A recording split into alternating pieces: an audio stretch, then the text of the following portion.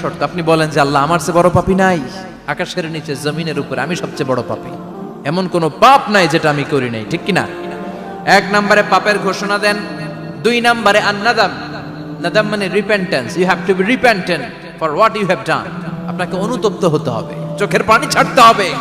আল্লাহ আমি লজ্জিত, আল্লাহ আমি নাদান, আমি পিশাচ, আমারে মাফ করে দাও। তার মানে স্বীকার গেলেন কি অন্যায় করেছেন। দুই নম্বরে আপনি অনুতপ্ত হলেন। তিন নম্বরে স্টপ, যেই পাপ করতেছিলেন ওইটা থামান। Stop what you have done, যেটা করতেছিলেন আগে থামান। আপনি সুদ খাইছেন, অনুশোচনা আসলো, মাফও চাইতেছেন আবার সুদও খাইতেছেন, হবে? আপনি ঘুষ খেয়েছেন, তওবা শুরু করলেন, আবার ঘুষও খেয়ে যাচ্ছেন, হবে? থামেন, স্টপ।